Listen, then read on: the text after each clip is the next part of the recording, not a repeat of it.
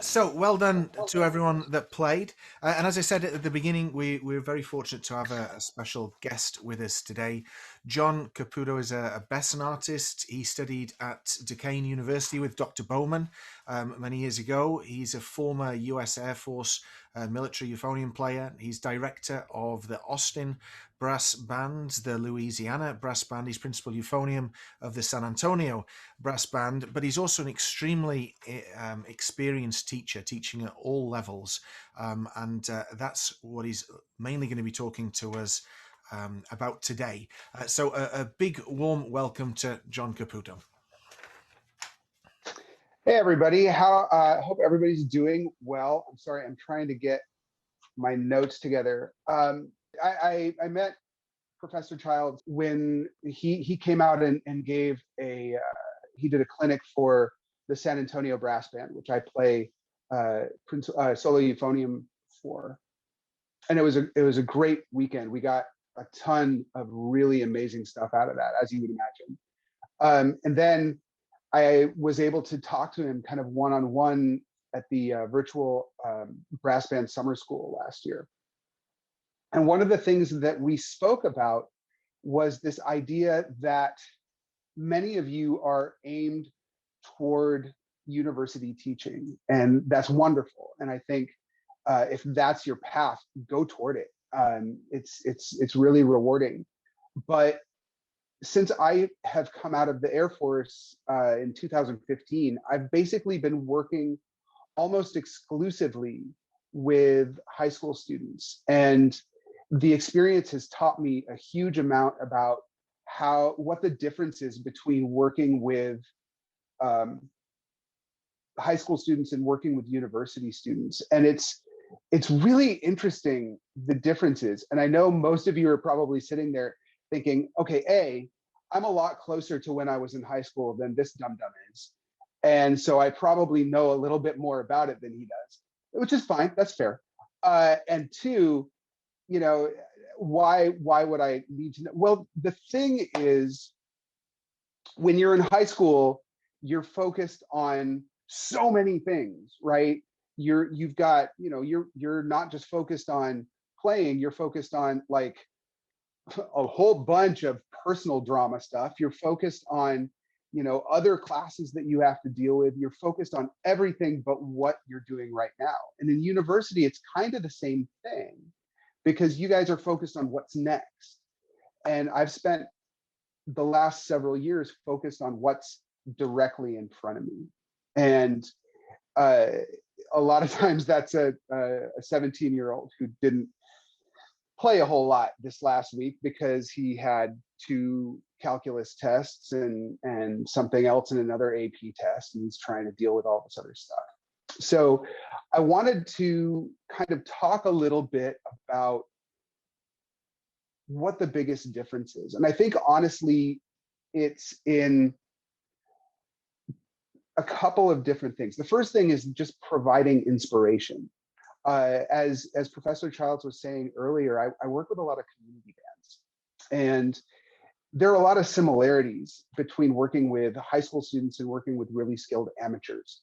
And I think the biggest one is, as a teacher, you have to be the one that provides all of that inspiration. Because when you're a university student, all of that inspiration is kind of baked in. You're surrounded by music all the time. You're surrounded by it in all of your classes. You're surrounded by it with all of your colleagues and all of your friends. And it's a lot easier, I think, to look at a student and say, hey, you know, we need you to really do a lot more work next week because, A, you have a grade that depends on it. I mean, let's just start with that one. There's some teeth in it, right? And two, you know, you have all of these other guys on your tail who are as good or better as you than you are. And this is one of the biggest euphonium studios in the country. So you have a lot of other people, both this way and this way, looking at you. So you've got a lot of incentive to do the work that you need to do. Inspiration for a university student, especially a school as high powered as UNT, is not hard to come by. For a high school student who's dealing with 4 different AP classes, who's dealing with all of this other stuff, it's a little more difficult. So I wanted to give some tips as to how to do what I call building a culture of private lessons. Because building a culture is really what it's about. That's when I started teaching high school students full time. I started at a school here in San Antonio called Taft High School, and they had a decent program.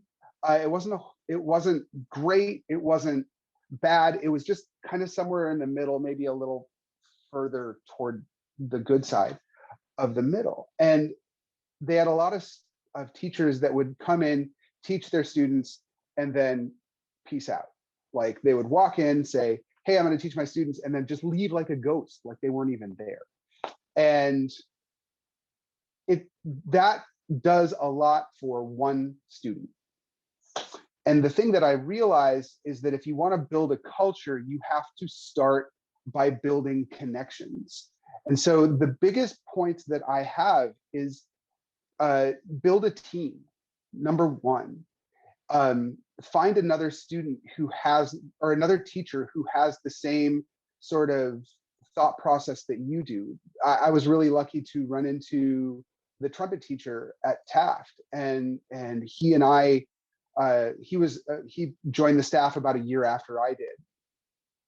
And we would sit in the band director's office and just talk about pedagogy like giant nerds for hours and hours. And it was fantastic because I got so much stuff from him, technique, like real specific techniques to use with students that I have 100% stolen and dropped into my teaching. And he's done the same for me. You know, talk to each other, use each other as a resource, be as visible as possible, not just to your students, but to the program at large. The Taft program had a what they would call recital Tuesdays, where students, they would have a student stand up and play their UIL, like their region music or something else, right? And it's actually really useful for them because it gets them used to playing in front of people, and it gets everybody else in the room used to hearing, you know, somebody up in front playing. And if everybody has to do it, we all dread it the exact same amount, right? That's how that works. So what I had asked is if the teachers would be willing to devote one of those days, maybe a month or a couple of days, you know, throughout the semester, to having one of the private teachers stand up and play, not just for their own students, but for the whole program. And what that does is it starts to insinuate you into the program at large. And that becomes really, really important, because the next tip that I have is know your band directors. Really getting inside of their priorities for your students is invaluable. They're the ones who are essentially running the program. And so if you can look at them and say, hey, what do you want your students to be able to do or to be able to say with their instrument? It becomes, they look at you and say, hey, this guy's on our side. And again, you're building connections and building bridges. And you end up finding out that you're not just influencing the 7 or 8 kids in the euphonium section now. You're influencing the entire direction of the program. Because what you want to do is take ownership of a studio, just like you would in a university program. But it means something different here, because now you're actually, like I said, affecting the entire program as a whole and moving it forward. Play to your strengths. I have a lot of experience as a conductor. And so as you're going through your university program, you're going to learn a lot of repertoire, a lot of wind band repertoire. So a lot of conductors, especially in Texas, one of the things they love to be able to do is bring people in, especially as they're going toward their UIL programs in the spring. Offer to clinic the band. If there's a piece that you know or a piece that you've conducted and you're comfortable being on the podium, get up there, and say, hey, yeah, you're doing folk song suite. I did that in my conducting class. I've studied the piece. I know it kind of backward and forward. I'd love to get up there and help your band out as a whole. You have to remember that you have more expertise than just this 12-pound hunk of plumbing that's sitting next to you. Your expertise lives in how you approach chamber music and how you approach large ensemble music. All of these things can be really compelling to a band director who, let's face it, is probably overworked, probably doing way more stuff than he needs to do. If you can take stuff off of their plate, they're going to be endlessly grateful to you. And not only that, but they end up getting a lot from that experience as well. And so do you. So it's kind of a win-win-win, right? So the one other thing that I want to talk about, and then we can move to some questions. And this is something I believe very strongly in. And it's something that any band director worth their salt is going to be super excited about, is that I like to build a culture of readers. That's the biggest thing that I've noticed. Over the last 5 years at Taft and now at the other couple of schools that I work with, one of the things that I've noticed is that the reading skills of students who have been with me now for a couple of years have really skyrocketed. And it's because I start them immediately and early, filling in gaps of what they see. I don't teach middle school. I avoid middle school students like the plague. Some people have seeing smiles, like everybody's like, yes, I don't like it either. Some people have that skill set. They can look at beginners and say, hey, let's figure out how to make a euphonium sound good. I kind of have that skill set, but I also don't have that desire. And you kind of have to have both of those to deal with beginners. So when students come to me after 3 years of middle school, there's a bit of shell shock. You walk. I don't know if any of you have ever staffed on a band camp for a high school. Oh, I'm seeing lots of smiles now. Yeah. If you've ever done that, you always know the freshmen when they walk in, because they're the ones who look like they've spent the last 4 hours getting beaten with a baseball bat. They're just sitting there like, and you get this kind of 1,000-yard stare, right? We all recognize that. And you have to imagine what the learning curve is for them between 8th grade and their freshman year of high school and the things that they're expected to do. Here, it's like, you know, maybe maybe they've played a couple of high Fs. They've been asked to do that a couple of times, and then they get their marching band music, and they're up on like notes that they don't even know existed, both on the top end and the bottom end.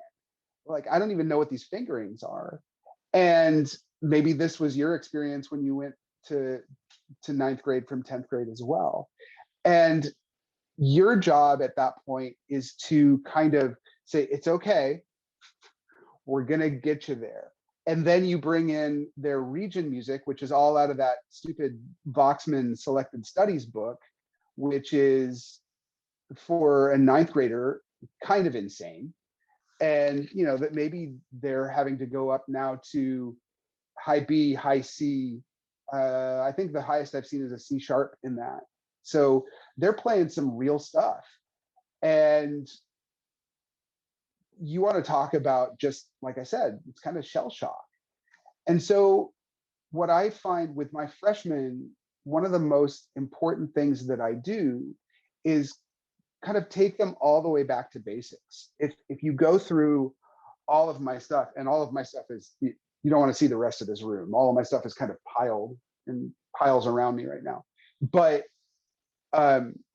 if you look through like my books and my resources that I use for my students, almost everything I have on the backs of solos, on everything, I have a note tree. It's the whole note at the top, 2 half notes, 4 quarter notes, 8 eighth notes. And that's literally sometimes where I have to start them, because I'll look at them and say, so how many eighth notes are there in a quarter note? And I'll sit there for 10 to 15 seconds while they go, 4. And so that's a hole in their education that kind of needs to be plugged. And that seems really basic, but if you can start thinking directly from there, like, what is subdividing? They hear teachers say that all the time, but has anybody ever really defined that for them? You know, I deal a lot with, from that to like basics of reading scores, you know, how words are put together. One of the most valuable things that I ever had when I was in high school was a class in how, and this sounds really off the beaten path, but how like Latin and Greek words were put together. So you have a prefix and a root and then a suffix, right? Same goes for Italian. So if you're looking at dynamic markings, or you're looking, you know, at style markings, marcatissimo, what is that issimo part is really important for them to know. They're not necessarily going to know that, because it's hard to put together that suffix modifies what happened before. My favorite is eto or ino at the end of a word, because it means something different if you put it on a slow word than it does if you put it on a fast word. And so it's really an interesting way to dig really hard into the elements of a score that help you put it together very quickly. And if you can kind of teach students universal rules, like a triplet, that shouldn't have gone with that one because it's hard, but any triplet is basically just 3 things in the normal space of 2 things. If it's 3 eighth notes, then it's 3 eighth notes in the space of 2 eighth notes. If it's 16th notes, it's 3 16th notes in the place of 2 16th notes. And if you can kind of get them thinking about not just how this specific thing works, but how the whole thing fits together, then teaching them to read and getting them to be literate with how to read a score and how to process that very quickly is just kind of the next natural step. Don't be afraid to put kids in the weeds. One of my favorite things to do, I ask questions. My students hate it. I'll start asking questions, and most of them will be questions that I actually don't expect them to have the answers for. because I'll ask just this vague question. So, yeah, what is a thing? And they sit there and go, Gah. And you can just kind of watch their brain break for a second, but then they start to put it together. And I do that on purpose. I ask these vague questions and tell them, look, I don't know is a perfectly acceptable answer in any circumstances in my studio. And so they'll start just kind of talking through it. And sometimes they'll actually find the answer themselves. And sometimes I can use that to guide them to the answer. So don't be afraid to take the time to put a student in the weeds and say, we're going to really kind of deep dive into what that dot is. Because if I can teach you what a dotted quarter note is, then what the dot on a dotted quarter note is, then I could extrapolate that out and teach you about what that dot means in any situation. And so now you can take this little bit of information and use it all the time. So those are really the two big things about teaching students at that level that you don't necessarily see at the university level. Just this idea of making connections, building teams, building coalitions within a band program, and also just getting students into the weeds. Teach them about the basics. You're gonna have to repeat it over and over and over again. You're gonna have to tell a student, yes, the first thing you look at is going to be the time signature, just like I've said the last 12 times that we've talked about this. And that's okay. You just have to be patient and say, you will start answering this question correctly the first time eventually. So that's kind of my take on it. It's a really interesting difference. So and that's a very quick version of what I wanted to talk about, but I definitely wanted to leave some time for questions. And these are questions about anything. Anything you'd like to ask me, please do. Well, first of all, John, thank you very much for that. It's real good information for all of us actually. And there is a crossover. Whatever level you teach at, these same concepts are applicable a lot of the time. But it's great to hear you talking about it in the way that you did. I've got a list of questions here that people have submitted. If anybody has anything that they'd just like to throw at John, then you're more than welcome to do that as well. But I'll just work through this list very quickly, starting with Loki, who asks, when working with high schoolers that are struggling with so many aspects of their playing, how do you decide which areas to prioritize over the course of their 30-minute or 1 hour lesson? That is a fantastic question. It's a really good question, because sometimes you do run into situations where it's like, oh man, we need to rip this whole thing down to studs and then just put it all back up. And that does happen. I deal with my priority list in fix the most broken thing first. So if you're looking at the way a student's playing, if they can't read, then we're gonna have to deal with that. If they're having problems with range stuff, we can deal with that as we go. That's something that can be dealt with kind of an ongoing basis. And we can talk about lip slurs, and we can talk about how to speed the air, and we can talk about other things about that on an ongoing basis. But if there's something that is breaking what they're doing right now, then that's the first thing that you deal with. I tend to be very rhythm oriented, so I tend to prioritize rhythmic stuff first. You may have noticed that in some of the stuff that I was saying about the performers at the beginning, is that a lot of the stuff is kind of rhythm oriented. This idea of, especially like in Ordner Seg, the da dee da da.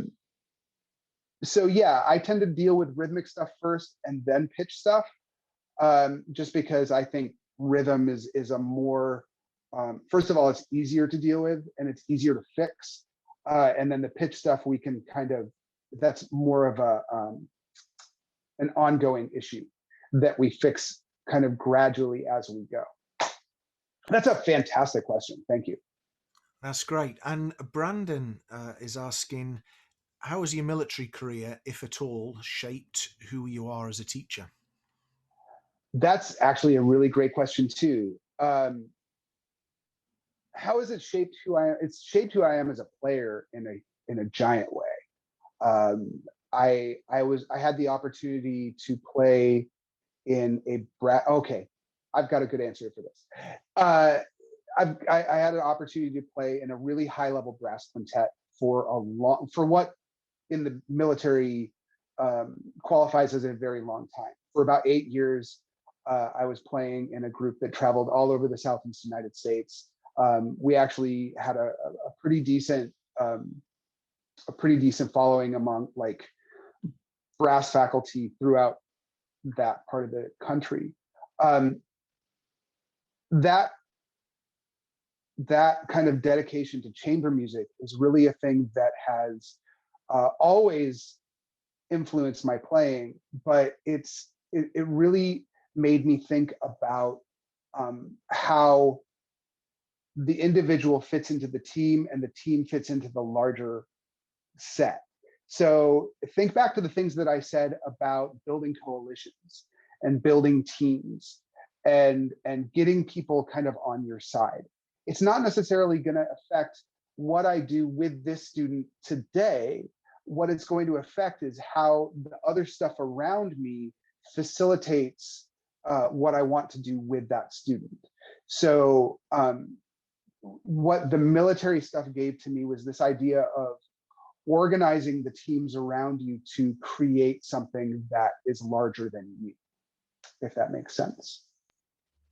That's great. And leading on from there, Max is asking, what tips do you have on preparing for a military band audition? We've got a number of people who are applying for a position at the moment. That's a great question. I've taken a lot of them.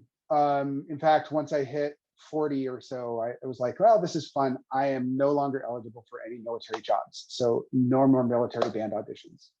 Good times for John. Um, the biggest thing that always helped me was looking at each excerpt that they give you and understanding why it's in the list. Like, it's always the same, like 10 to 12 pieces, right? You know that Festive Overture is going to be on there. You know that probably Rocky Point Holiday is going to be on there.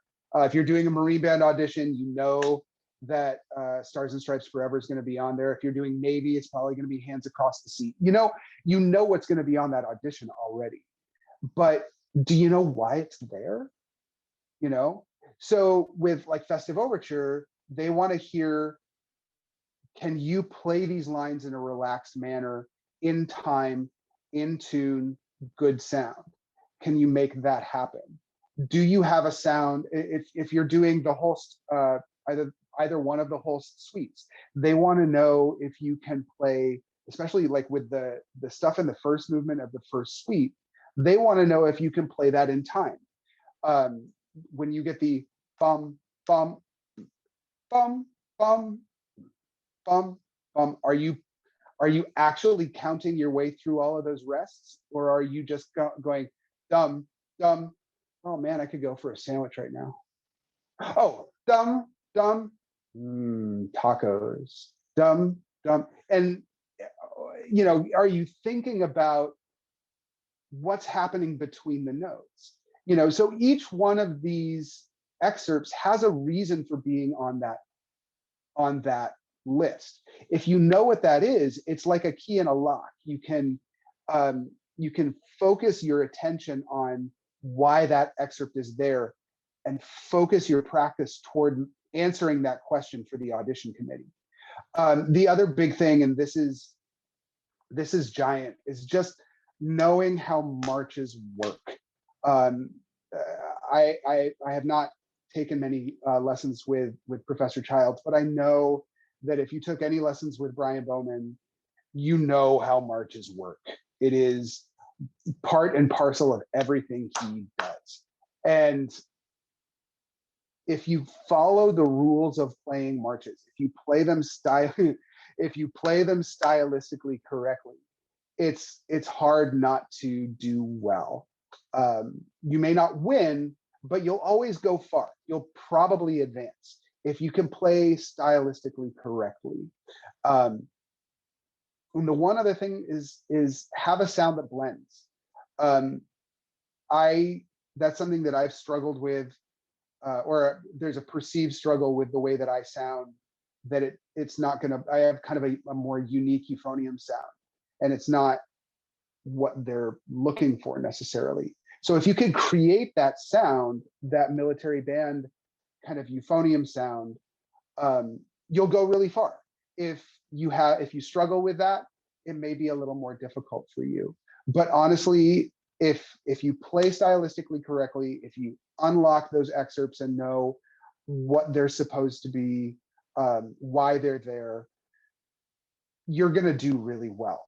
I can't guarantee you'll win auditions, but I'll guarantee that you'll go to a lot of them and you won't be super disappointed about the outcome.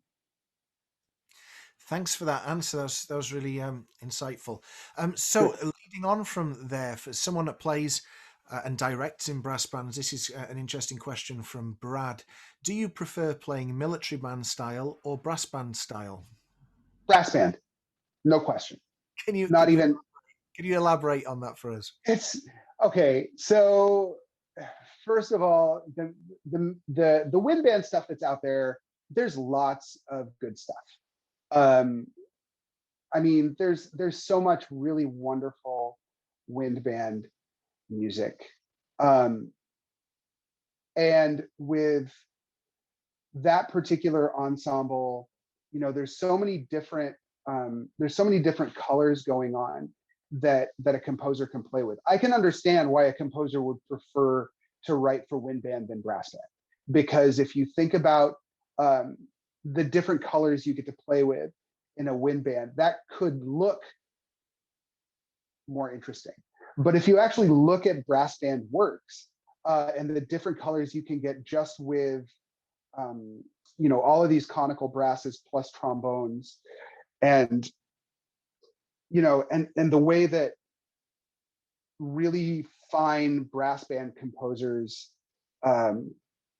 orchestrate things, and that's something that I've done a lot of looking at as a conductor, is not just how the music is put together, but how the orchestration is put together. It's genius.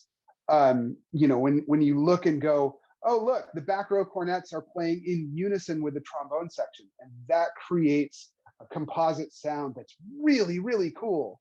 Or you look at, the way that the flugel and the solo horn work together. As a conductor, I actually prefer brass bands as well, because it's so interesting to look at this small ensemble and the amount of sound that you can get out of it, and the different kind of colors that you can play with it inside of just this seemingly somewhat homogeneic ensemble. As a euphonium player, I definitely prefer brass band. Your role is so much different. Your role is arguably, you're on, I would say you're on, and I don't know if Dave is going to agree with me on this or not, but you're arguably either the second most important soloist in the ensemble, or on equal footing with the most important soloist in the ensemble, sitting on that corner chair. Sometimes, depending on your cornet player, you could be the most important soloist in the ensemble. But it's really interesting to have that role, and know that you're responsible for yourself, but you're also responsible for your row, and depending on the group, you're kind of responsible for the sound that comes out of that entire side of the band, from you down to this, arguably the baritones as well, but then also the trombones and the basses. They're all looking at you as the leader of that choir of the group. I mean, you can go on about the music. I mean, go and listen to something like Perihelion by Philip Sparke if you really want to know why I'm, interested in that, or some really, really interesting brass band pieces. I definitely prefer the role that you play in that band, And for John, sure. as a Yeah. euphonium player that's played professionally with a military band and obviously in a brass band, what would you what's your how does your approach differ from when you sat in the military band and when you sat as solo euphonium with the brass band? How do you play differently, or do you not? Do you just approach playing exactly the same? That's a really interesting question because the answer is it depends. Like overall, I don't I don't play with a different sound, but or a different like approach to the instrument. I probably play with more vibrato when I play in a brass band, because it's really highly encouraged. And in the wind band, you play more, um, with when you're out in front of the ensemble as a soloist, or you're even playing solos in the ensemble, then you're gonna play with a lot of vibrato then. But in brass band, I mean, you could be holding a note for 4 bars, and you're still like somebody's pounding on your back. But um, the biggest difference is actually, this is going to be one of the dumbest sentences you've heard me say today. The biggest difference is something that's the same. It's that when I play, I'm always looking to who's playing with me, and I want to create a good composite sound between me and that other person, whether it's